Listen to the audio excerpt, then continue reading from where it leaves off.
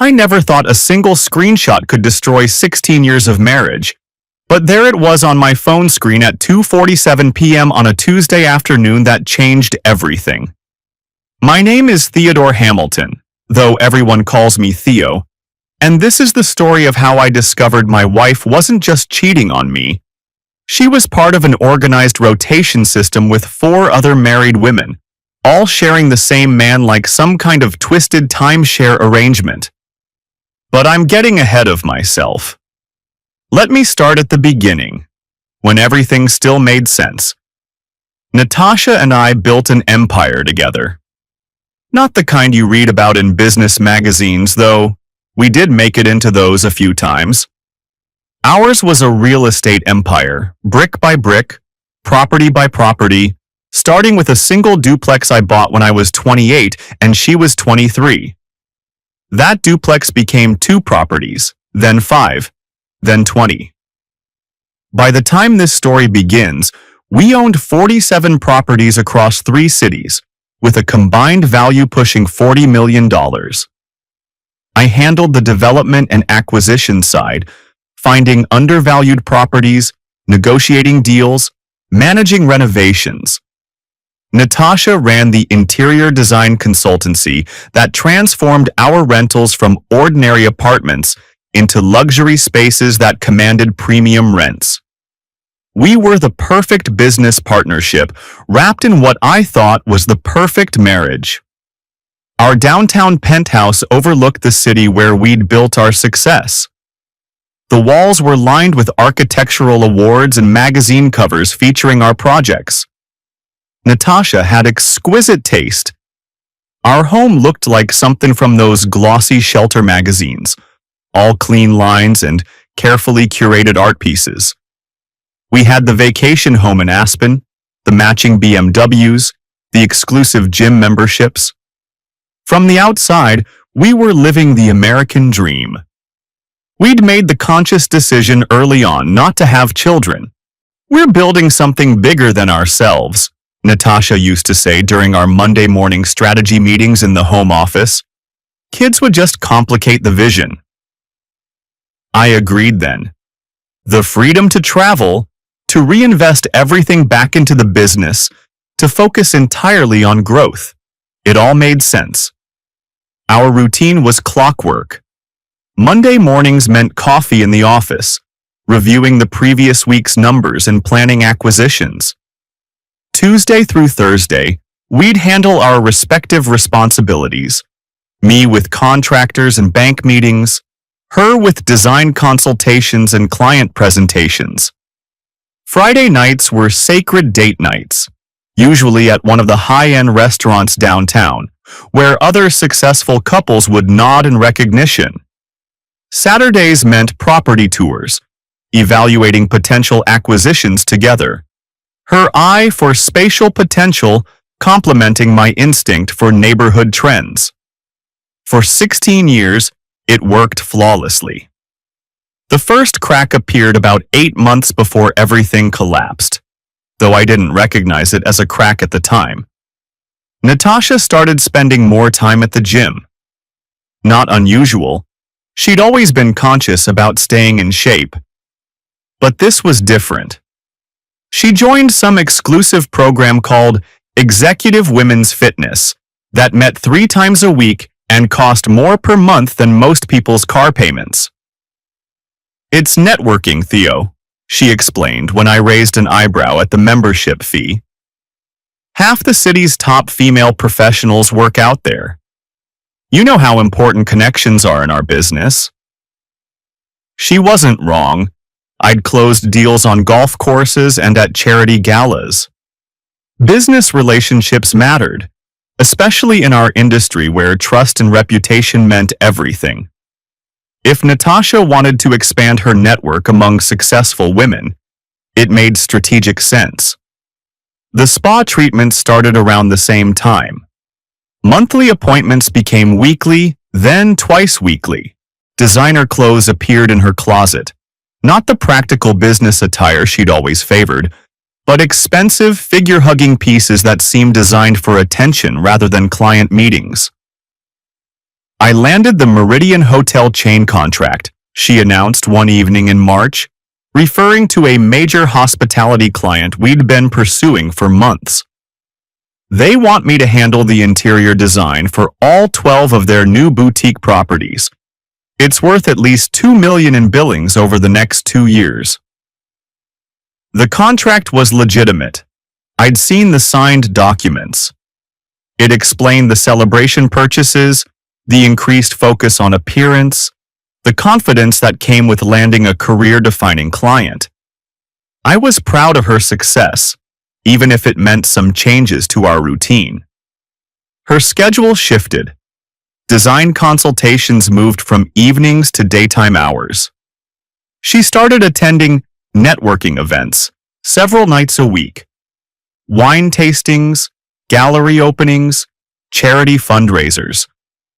All perfectly reasonable for someone building relationships in the luxury hospitality market. The hotel industry is all about relationships, you know that, she'd say, when I mentioned we were seeing less of each other. These decision makers want to work with people they trust, people they see as part of their world. I can't build that sitting in our office all day. I understood. My own business had grown because I'd invested time in relationships, shown up at industry events, made myself visible in the right circles. Success required sacrifice, and temporary schedule adjustments were a small price to pay for a $2 million contract. The Girls Club emerged around the same time. 5 successful women who'd met through the executive fitness program and formed what Natasha described as a mutual support network.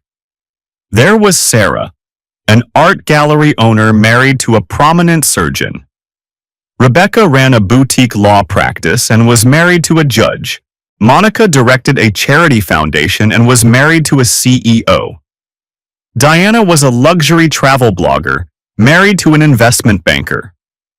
We call ourselves the Tuesday Therapy Group, Natasha explained with a laugh.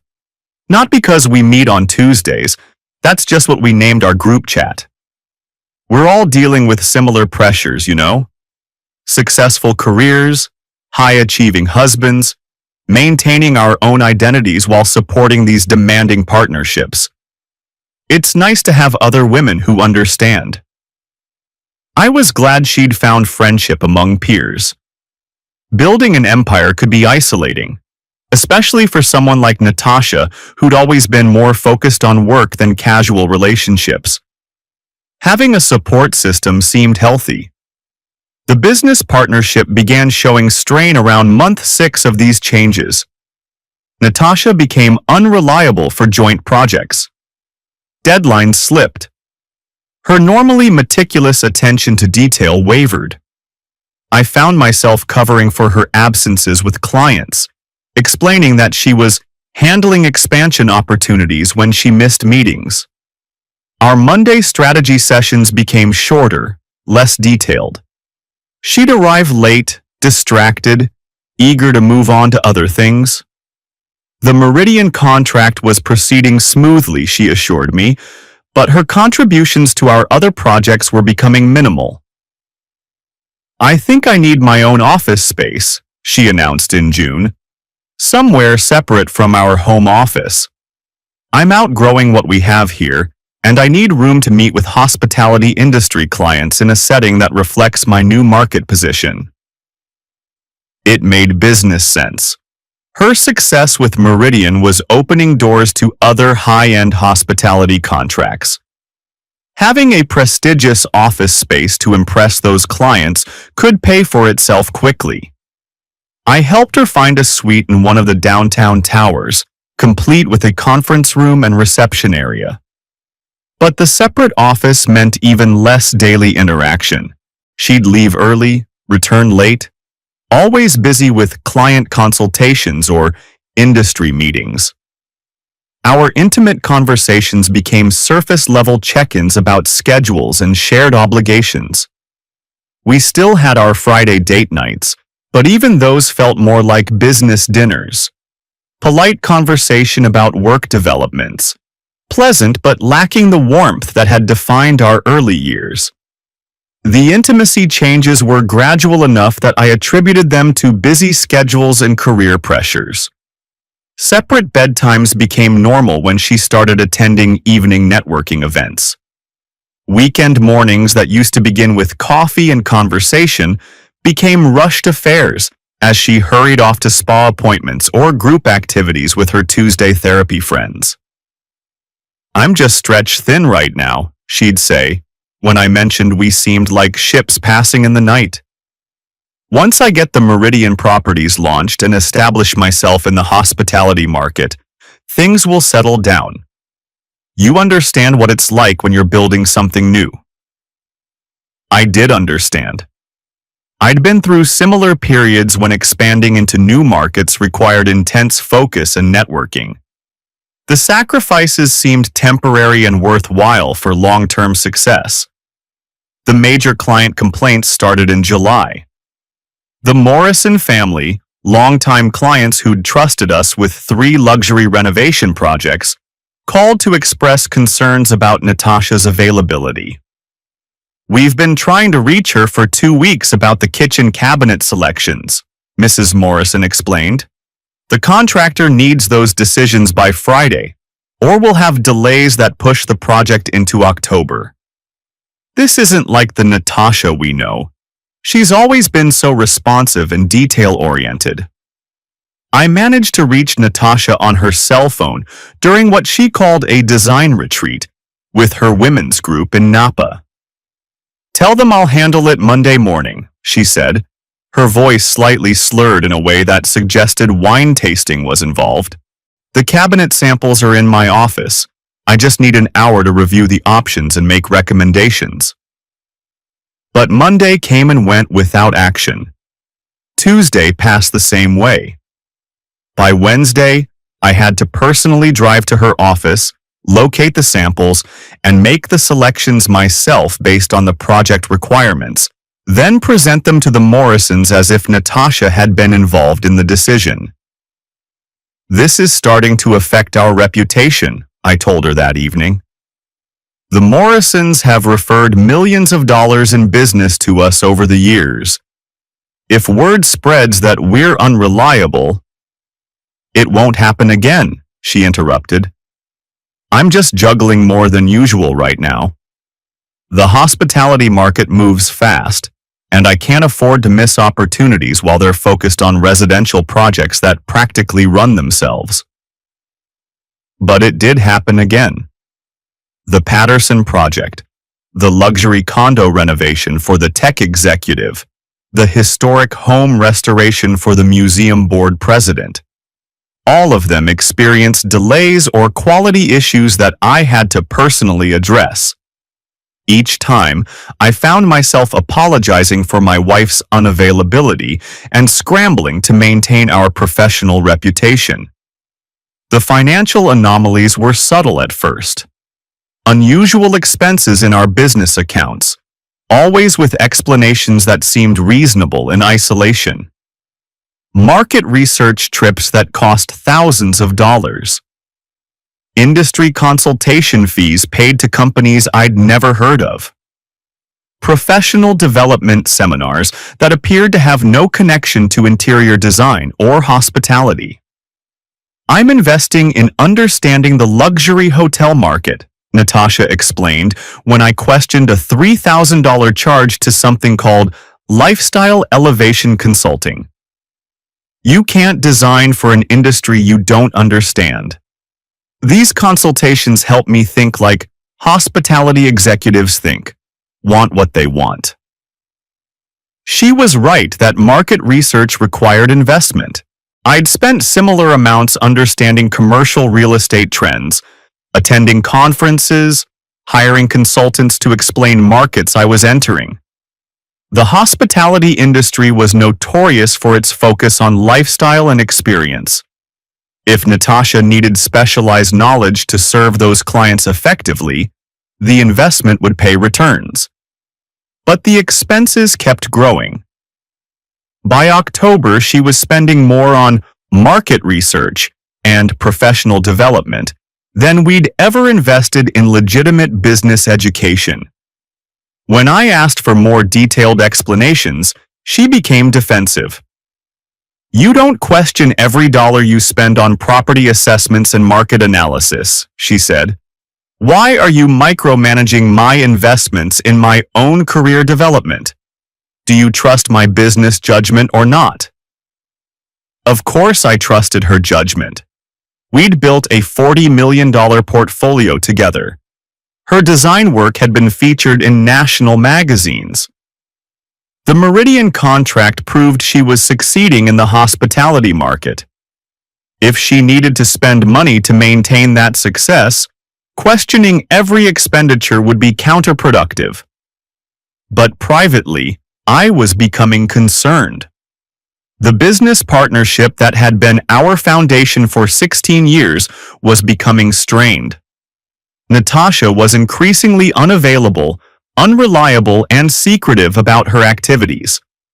Our personal relationship had devolved into polite coexistence between two people sharing a house and a business, but little meaningful connection. The breaking point came in early November when the Hartwell family, descendants of one of the city's founding families, called to terminate our contract for their estate renovation. "We're disappointed to make this decision," Mr. Hartwell explained during our meeting in his study, surrounded by portraits of ancestors who'd built the city's first banks and universities. "Your reputation in the real estate community is impeccable, Theodore, but Mrs. Hamilton has been virtually impossible to reach for the past month. We've left messages, sent emails, even tried contacting her through her office staff. The few times we've managed to speak with her, she seemed distracted and unprepared. The Hartwell project was worth $800,000 in design fees and represented entry to the city's oldest money, families whose renovation projects could sustain our business for decades. Losing them wasn't just a financial blow, it was a reputation disaster that would ripple through our target market." "I understand your frustration," I said, though understanding didn't ease the humiliation of having to apologize for my wife's professional failures. "Let me speak with Natasha and see if we can address your concerns." "I'm afraid we've moved past that point," Mr. Hartwell interrupted gently. "We've already contracted with another firm. Word of this situation will remain confidential, of course. We respect your business and have no desire to harm your reputation unnecessarily. But we need reliability in our service providers, and Mrs. Hamilton's current approach doesn't meet our requirements." That evening, I confronted Natasha in our home office, surrounded by the awards and magazine covers that represented years of shared success. "We lost the Hartwell contract," I said without preamble. $800,000 in fees, plus access to their entire social network, because they couldn't reach you for basic project communications.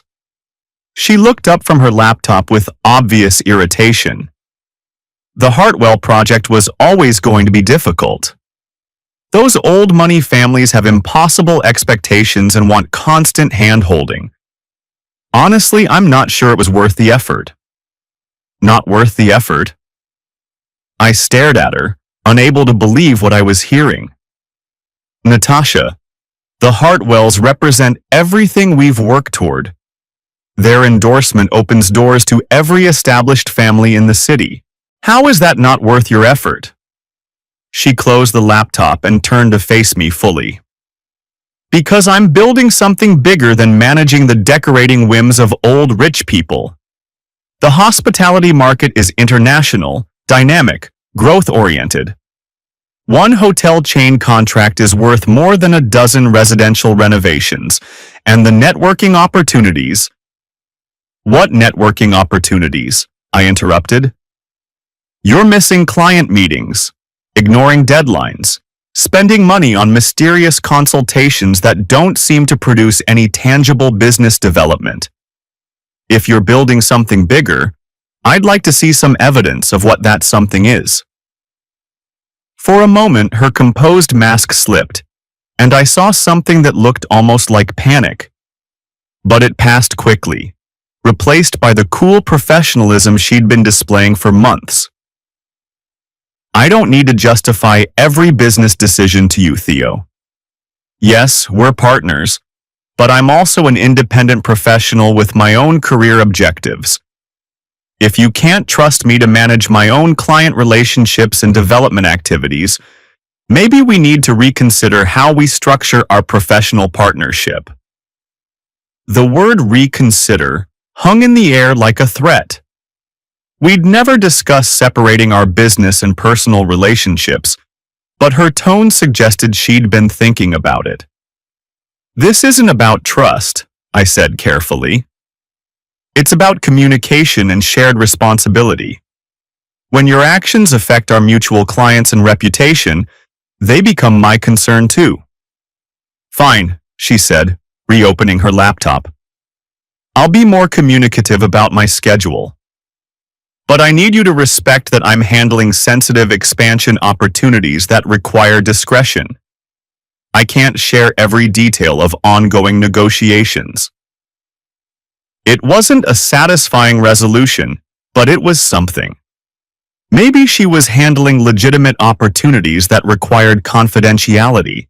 Maybe I was being overprotective of a business partnership that needed to evolve as our individual careers grew. But deep down, I knew something fundamental had changed between us. The woman I'd married 16 years earlier would never have dismissed the Hartwell family's concerns so casually.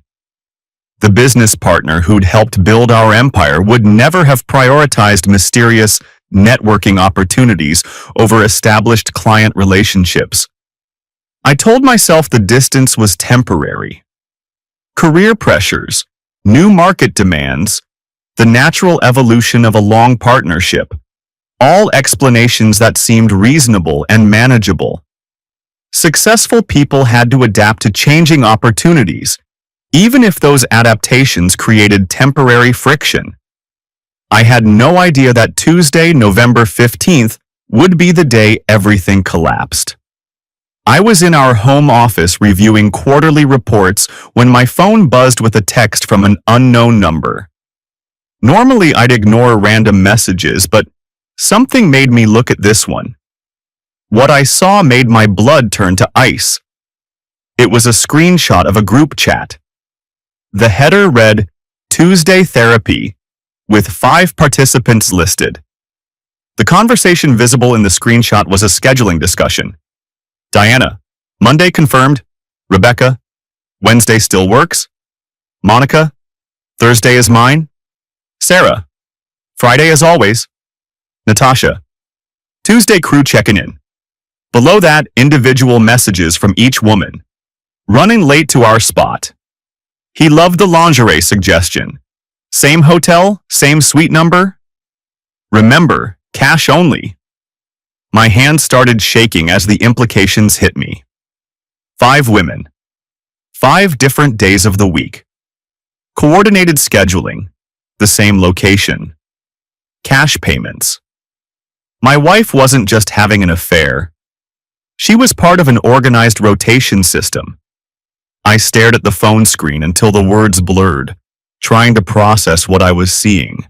16 years of marriage, and Natasha had reduced our relationship to a scheduling conflict around what appeared to be a shared arrangement with 4 other married women. The screenshot showed dozens of previous messages. I scrolled through them, each one making the situation clearer and more horrifying. They were coordinating logistics like business appointments, hotel room numbers, timing, even backup plans if someone couldn't make their scheduled day.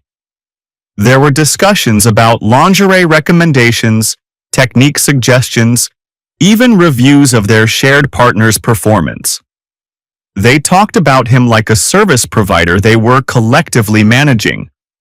One message from Natasha made me physically nauseous. Tuesday 2 to 4 p.m. confirmed. Gabriel knows to expect the usual arrangement. Gabriel. Even his name was there in black and white. I saved the screenshot, then sat in my office chair trying to comprehend the scope of the betrayal. This wasn't a moment of weakness, an emotional affair that had gotten out of hand, or even a traditional infidelity situation. This was systematic, organized, businesslike in its efficiency.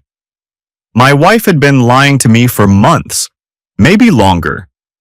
Every Tuesday afternoon, while I thought she was handling client consultations or networking events, she was actually part of a rotation schedule with 4 other women, all sharing the same man like some kind of exclusive timeshare arrangement. The anonymous message suggested someone in the group had gone rogue. Someone with access to their private chat had decided to expose the entire operation.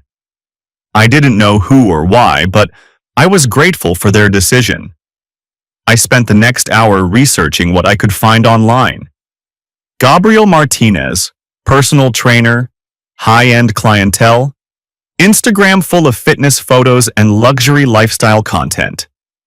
His client list, from what I could determine, consisted of wealthy women from our social circle. His rates were premium, $200 per hour, for specialized personal wellness consulting. But $200 per hour didn't explain the cash payments or the hotel locations mentioned in the chat. This was something beyond fitness training. I pulled our financial records and started cross-referencing Natasha's expenses with the schedule pattern from the screenshot. Every Tuesday for the past 6 months, there were charges that aligned perfectly with the timing and locations mentioned in the group chat. Hotel parking fees, restaurant charges, spa treatments, always on Tuesdays, always in the same downtown area.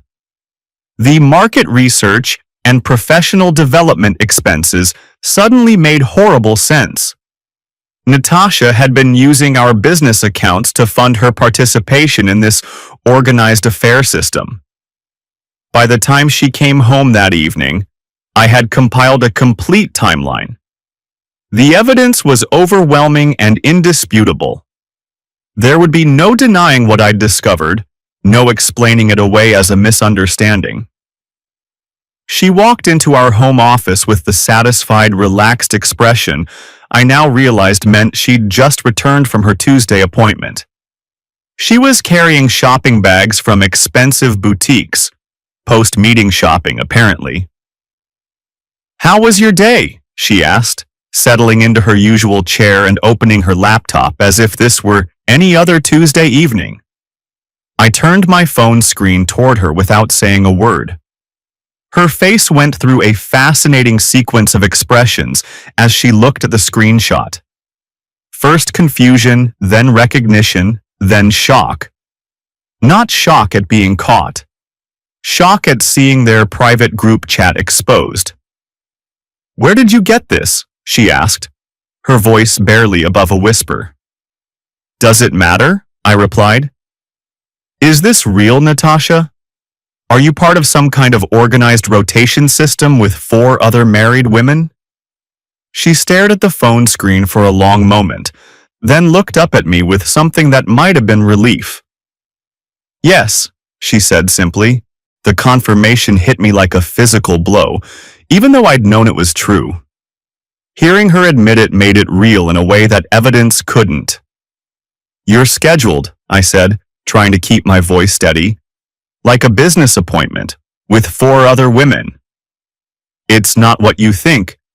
What I think is that my wife has been systematically lying to me for months while participating in what appears to be an organized prostitution arrangement. Please tell me how that's not what I should think." She flinched at the word prostitution, but didn't deny the characterization. "It's not emotional, Theo. There are no feelings involved, no relationship, no threat to our marriage. It's just physical." "Just physical?" I stared at her in disbelief. "You're sharing a man with 4 other women on a schedule, using our business money to pay for hotel rooms, and you think that's not a threat to our marriage?" "Gabriel provides a service," she said, her voice gaining strength as she moved into what sounded like a prepared explanation. He's professional, discreet, completely separate from our real life. It has nothing to do with us, with our partnership, with what we've built together. Nothing to do with us? I held up the phone again. You scheduled around our marriage, Natasha. Tuesday afternoons became unavailable because you had standing appointments with a man you're paying for sex. How is that nothing to do with us? She was quiet for a moment, and I could see her trying to find words that would make this seem reasonable. The marriage we have is about partnership, business, shared goals. This other thing, it's just maintenance, like going to the gym or getting a massage. Physical needs that don't interfere with the important things. The casual way she said it, like she was explaining a business decision, made me feel sick. Physical needs that don't interfere with the important things? What about my physical needs, Natasha? What about intimacy between us? When did that become unimportant? We've been growing apart anyway, she said defensively. You know we have. Our relationship has been more business than personal for years. This arrangement doesn't change anything about what we actually are to each other. What we actually are to each other, I repeated. What are we exactly? Because I thought we were married. I thought we were partners in every sense. Apparently, I was wrong about both. She looked down at her hands. We're still partners, Theo. This doesn't change the business, the properties, the empire we've built. It's completely separate. It's not separate when you're using our business accounts to fund it.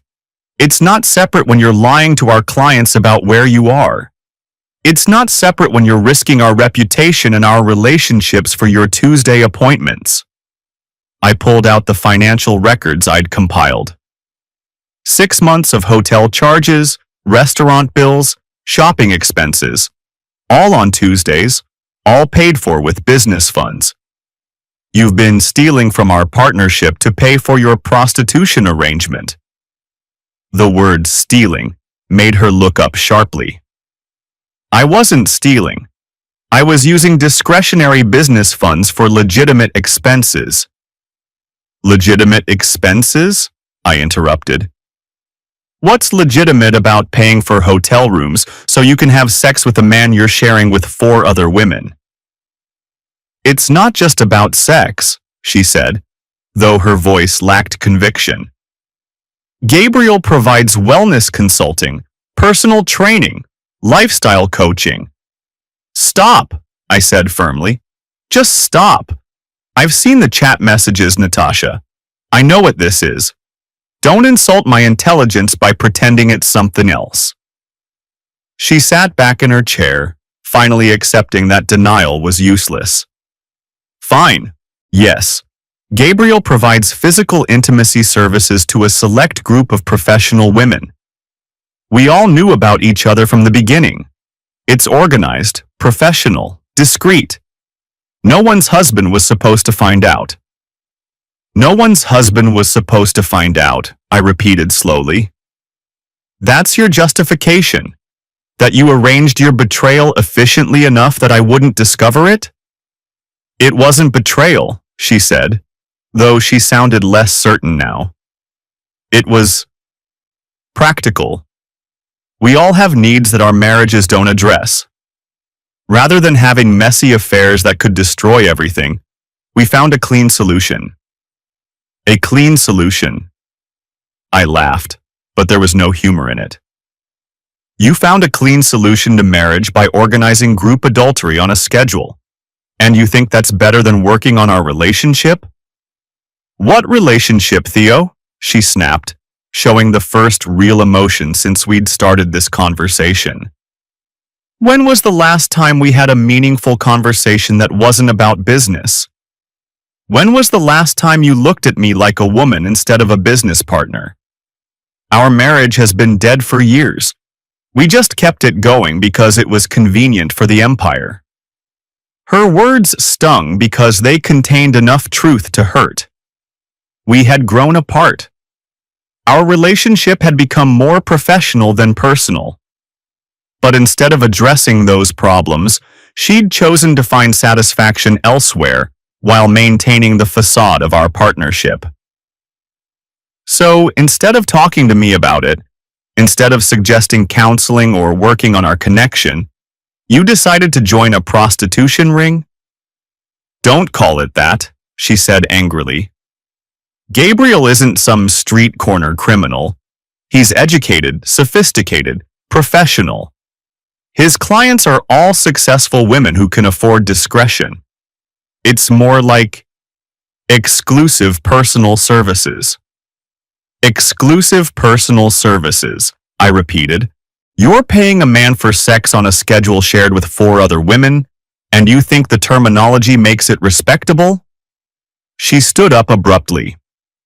I'm not going to sit here and be judged by someone who's been emotionally absent from this marriage for years. Yes, I found what I needed elsewhere. Yes, I should have been more honest about it. But don't pretend this is some great betrayal when you stopped caring about the personal side of our relationship a long time ago. I stopped caring? I stood up too, anger finally breaking through the shock. I worked 16 hours a day to build what we have. I covered for you with clients when you became unreliable. I defended your absence to people who've known us for years. And you think that means I stopped caring? You cared about the business, she said coldly. You cared about the properties and the profits and the reputation. But when was the last time you cared about me? When was the last time you tried to connect with me as something other than your business partner? The accusation hung between us, and I realized that no matter how this conversation continued, our marriage was already over. She'd been right about one thing. We had grown apart. But instead of fighting for our relationship, she'd chosen to replace it with a scheduled arrangement that reduced intimacy to a business transaction. Maybe you're right, I said quietly. Maybe we did stop being husband and wife and became just business partners. But the solution to that problem wasn't joining an organized adultery group. The solution was having this conversation months ago before you decided to solve our problems by lying and cheating. She looked away. It's too late for that now. Yes, I agreed. It is. We stood in silence for a moment, both recognizing that whatever we'd been to each other was ending. Then, Natasha gathered her purse and laptop. I'm going to stay at my office tonight, she said. We both need time to think about what happens next. I already know what happens next, I told her. This marriage is over. The business partnership is over. Everything we built together is finished. She paused at the office door. It doesn't have to be, Theo. We could separate the personal and professional sides, restructure our partnership. No, I interrupted. You chose to betray our partnership along with our marriage when you used business funds to pay for your affairs. There's no restructuring from that. After she left, I sat alone in our office, surrounded by evidence of everything we'd built together. 16 years of shared work, shared goals, shared success, all reduced to a scheduling conflict around organized adultery. But as I looked at the screenshot again, a new thought occurred to me. If someone in their group had been willing to expose all 5 women to their husbands, then 4 other men were probably having the same realization I'd just had. I wasn't the only betrayed husband. I was part of a group myself. 5 men whose wives had organized systematic infidelity. And if we were all dealing with the same situation, perhaps we could all benefit from sharing information and strategies. The next morning, I started making phone calls. Dr. Michael Perez answered on the second ring when I called his medical practice. This is Dr. Perez. Dr. Perez, This is Theodore Hamilton. I believe you know my wife Natasha through your wife Sarah's group activities. There was a long pause. Mr. Hamilton. Yes, I think we need to talk. We arranged to meet that afternoon at a private club downtown where business conversations could happen without interruption. Dr. Perez arrived looking like a man who hadn't slept, which matched exactly how I felt. When did you find out? He asked without preamble. Yesterday afternoon. Someone sent me a screenshot of their group chat. Same here, he said grimly. Sarah's been acting strange for months, but I attributed it to stress from running the gallery. Then I saw those messages about their Friday appointments and everything made sense. Judge Harrison Torres and CEO Patrick Sterling arrived within minutes of each other, both carrying the weight of men who'd recently had their worlds rearranged. Investment banker James Walsh was the last to arrive, looking like he'd been up all night analyzing financial records. 5 wives, 1 man, organized rotation schedule, James summarized once we were all seated in a private dining room. We're all dealing with the same situation. The question, said Judge Torres in his measured courtroom voice, is what we do about it. I've already filed for divorce, Dr. Perez said. Sarah's been systematically lying to me for months. The trust is completely broken. Same here, I said. But divorce is just the beginning. They organized this operation like a business, and they've been using marital assets to fund it. There are financial implications, professional consequences, and reputation issues to consider. Patrick Sterling leaned forward. I've been thinking about this all night. We're not just dealing with individual affairs. We're looking at organized, systematic fraud. They've been using business accounts, professional networks, and family resources to fund what amounts to a prostitution ring. That's exactly what it is, Judge Torres agreed. And the evidence is overwhelming. Group chat messages, financial records, hotel documentation, any one of them trying to fight this in court would be destroyed. Which brings me to an interesting point, James Walsh said, opening a folder he'd brought. I did some research on our Mr. Gabriel Martinez. He's been operating this arrangement for at least 2 years, servicing multiple groups of women, generating significant unreported income. There are tax implications, business licensing issues, even potential hotel liability problems. What are you suggesting? I asked. I'm suggesting that 5 men with our collective resources and professional connections could make life very difficult for everyone involved in this operation, James replied. Not through illegal means, but through legitimate business and regulatory channels. Dr. Perez smiled for the first time since he'd arrived. I like where this is going.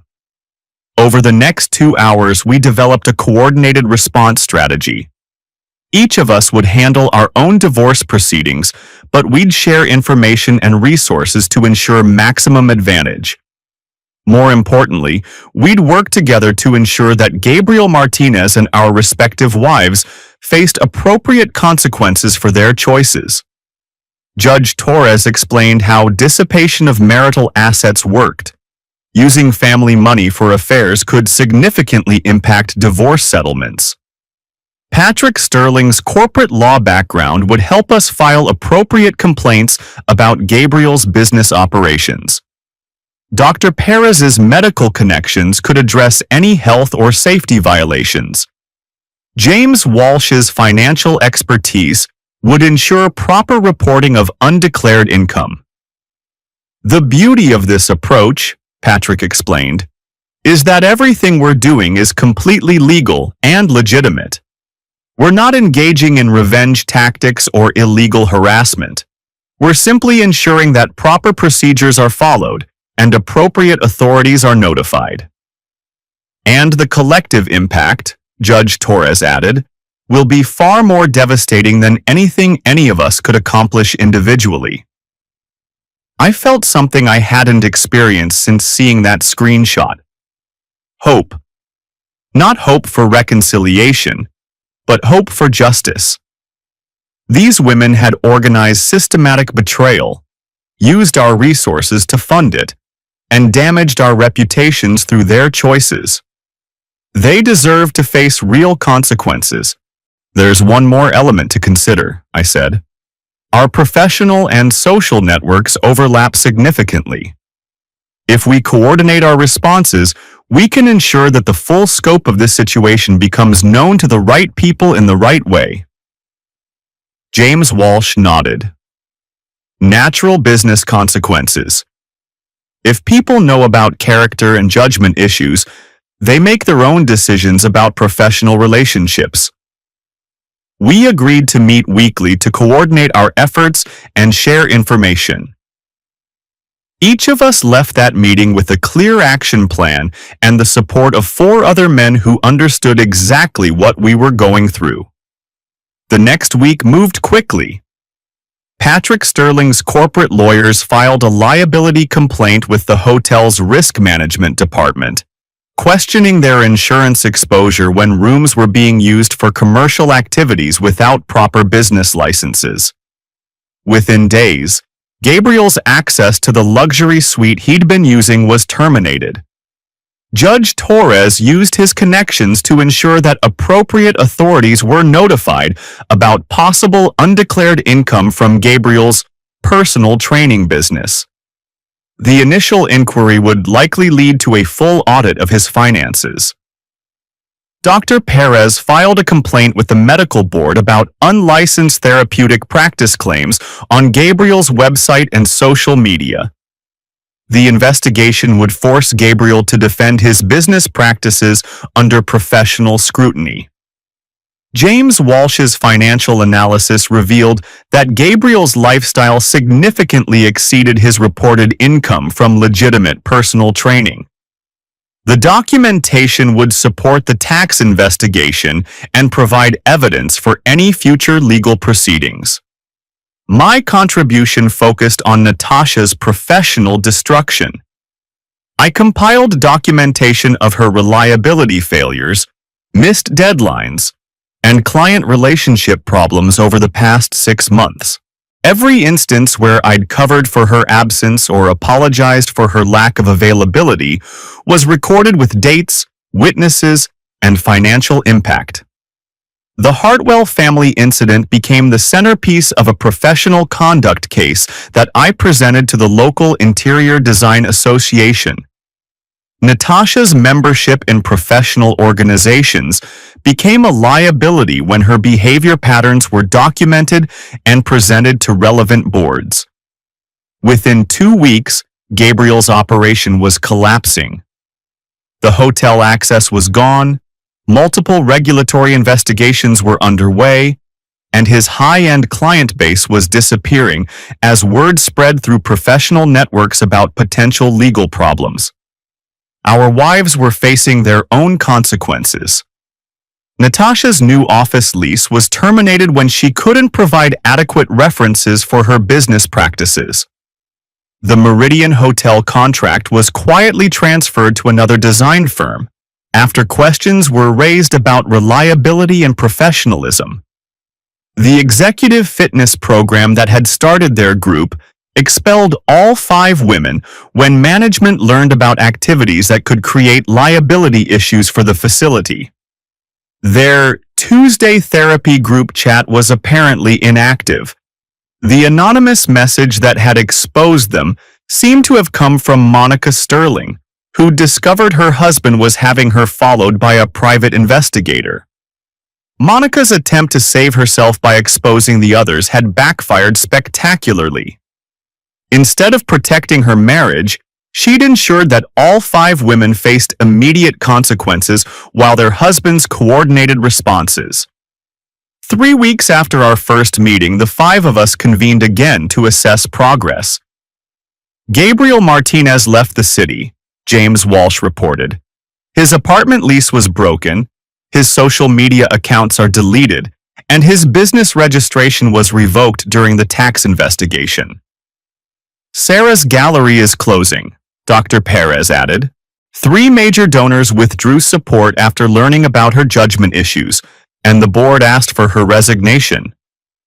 Rebecca's law practice is struggling, Judge Torres said, with professional satisfaction.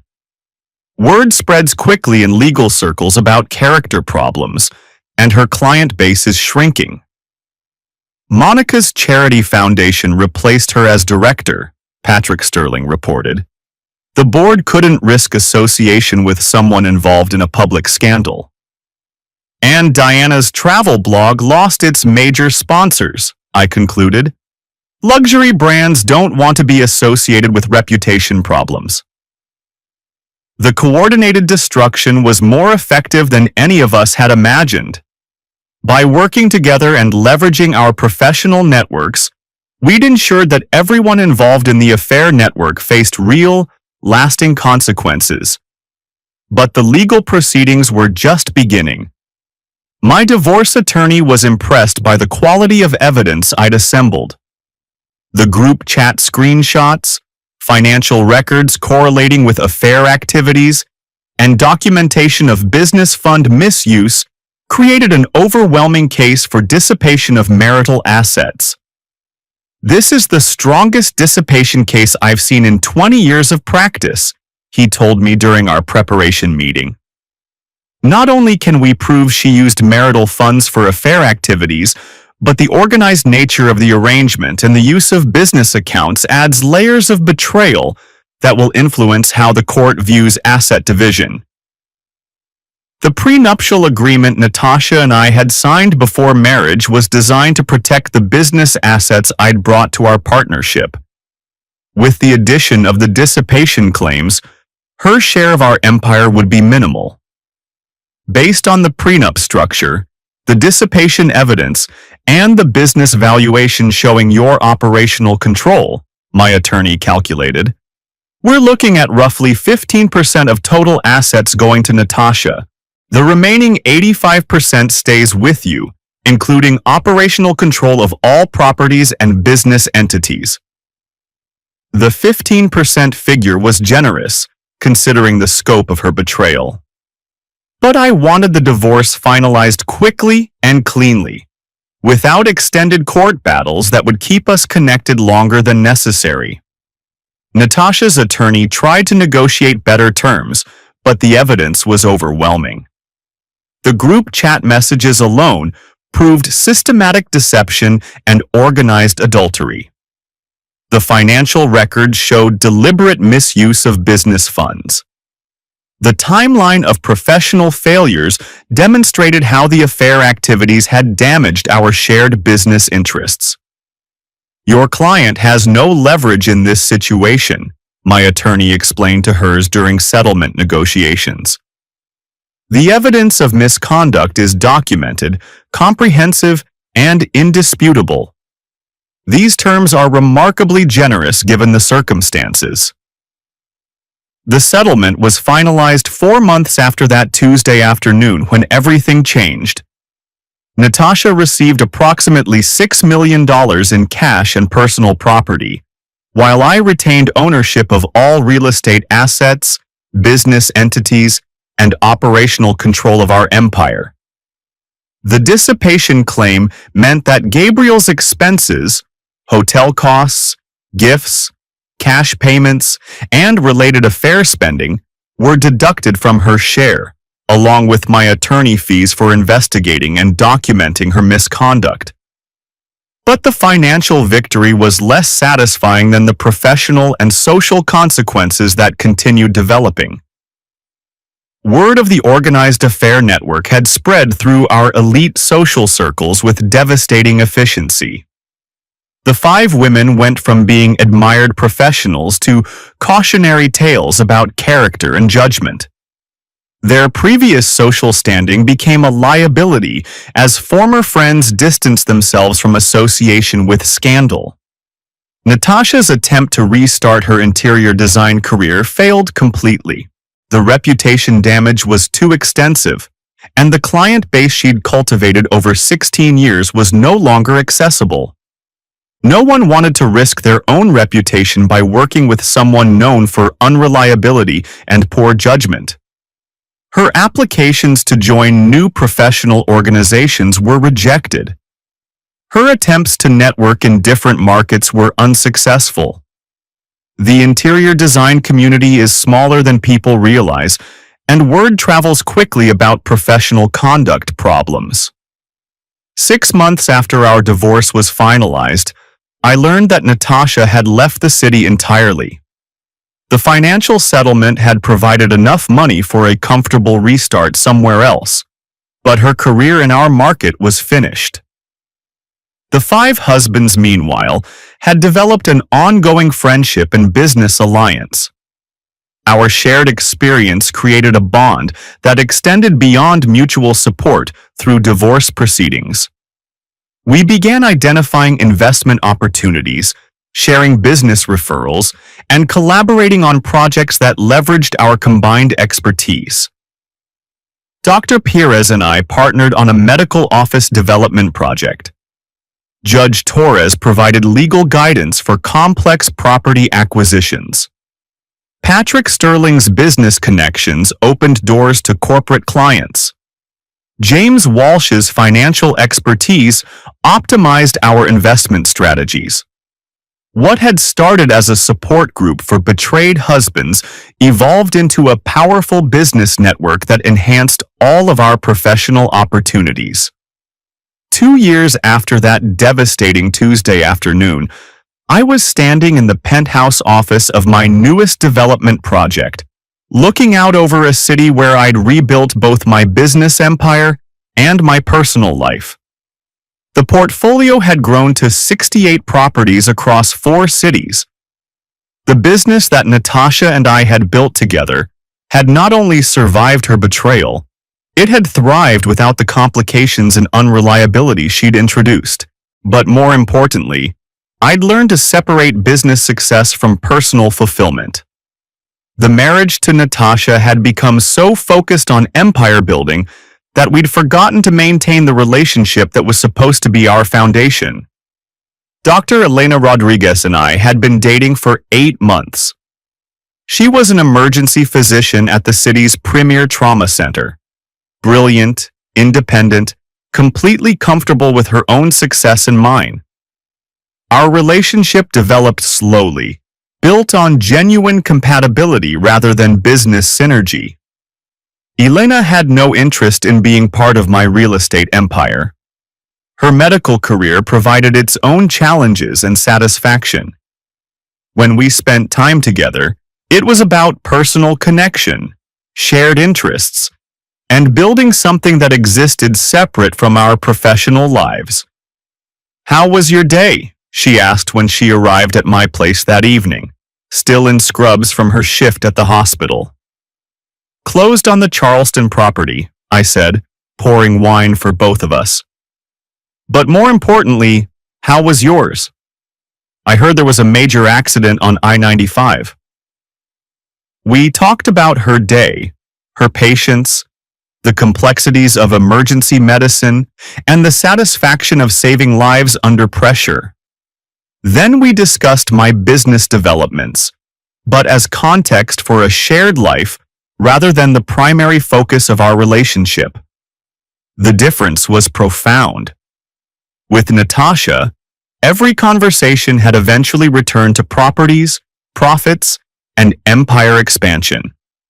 With Elena, business success was just one element of a much richer personal connection. "Do you ever think about them?" Elena asked later, as we sat on the terrace overlooking the city lights. "Your ex-wife and the others?" "Sometimes," I admitted. "Not with anger anymore, though. More like curiosity about how different everything could have been if they'd made different choices." "Any regrets?" I considered the question seriously. The marriage to Natasha had lasted 16 years and built substantial wealth. The betrayal had been devastating, but the consequences had forced growth that probably wouldn't have happened otherwise. No regrets about ending it, I said finally. But maybe regrets about letting the business partnership overshadow the personal relationship for so long. If we'd addressed those problems earlier, maybe she would have chosen differently.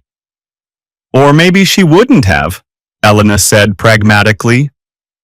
Some people make choices that reflect who they are fundamentally. The organized nature of what she did, the lies, the financial deception, those aren't mistakes someone makes because they're unhappy in their marriage. Those are choices someone makes because they're willing to betray their partner for personal convenience. She was right. The Tuesday therapy rotation system wasn't a cry for help or a response to marital problems.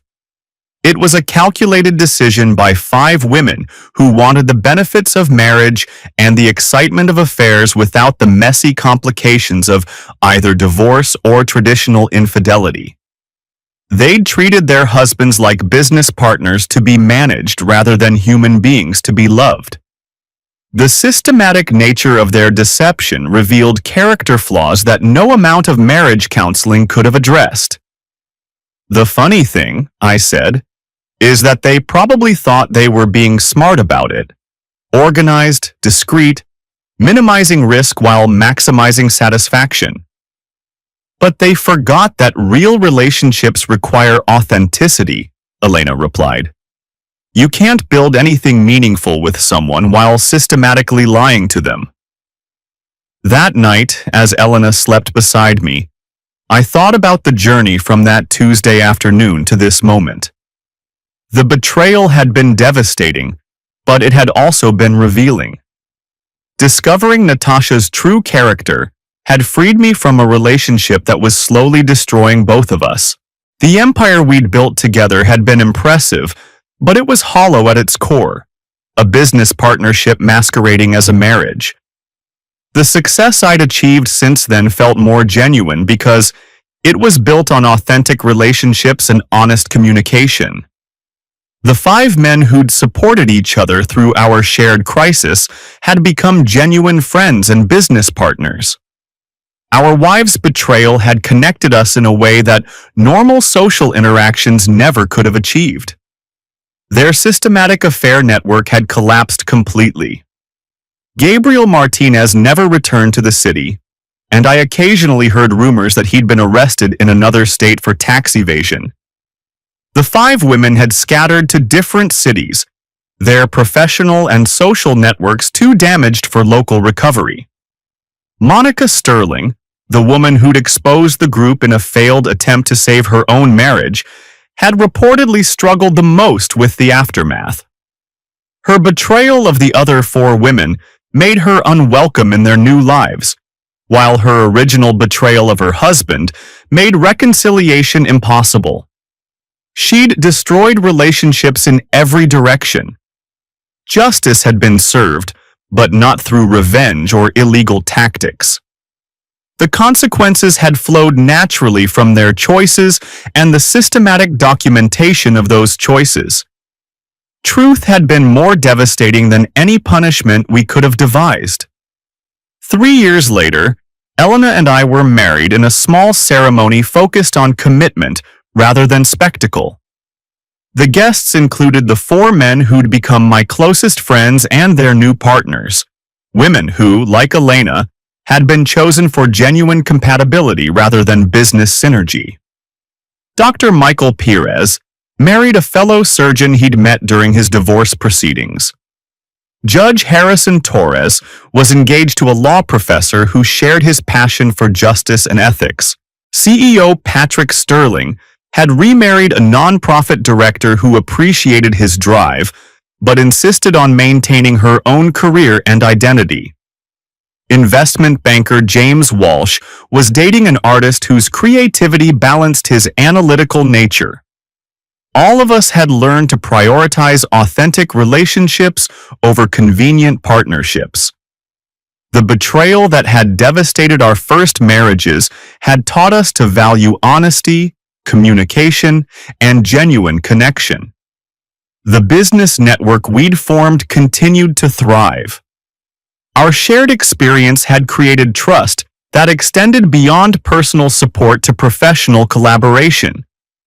We understood each other's values and integrity in ways that normal business relationships rarely achieved. But more importantly, we'd learned to separate business success from personal fulfillment. Our professional achievements enhanced our lives without defining them. 5 years after that Tuesday afternoon revelation, I was reviewing my portfolio before leaving the office for dinner with Elena. 87 properties across 6 cities, valued at over $90 million. The empire was larger than anything Natasha and I had dreamed of building together. But the difference was that this success felt sustainable because it was built on a foundation of authentic relationships and honest communication. Elena supported my ambitions while maintaining her own career and independence. Our business associates were chosen for integrity and competence rather than convenience and efficiency. The marriage that had ended in systematic betrayal and organized deception had been replaced by relationships based on truth and mutual respect. The painful lesson of discovering my wife's Tuesday afternoon rotation schedule had ultimately led to a more fulfilling life built on genuine connections. Sometimes losing the wrong person leads to finding everything you didn't know you were missing. The Tuesday therapy group had unwittingly done me the greatest favor possible. They'd exposed the emptiness of a relationship that was slowly suffocating both partners and cleared the way for something authentic and sustainable. As I drove home to Elena that evening, I realized that the screenshot that had destroyed my marriage had actually saved my life. Truth is always better than comfortable lies, even when that truth is devastating to discover. The organized affair network that had seemed so sophisticated and efficient had ultimately collapsed because it was built on deception and betrayal. The authentic relationships that had replaced those false partnerships had thrived because they were built on honesty and mutual respect. Justice hadn't required revenge. Truth had been consequence enough. The rotation schedule that had once organized my wife's betrayal had been replaced by the natural rhythm of a genuine partnership. Tuesday afternoons were now just another day in a life built on trust rather than lies. And that made all the difference.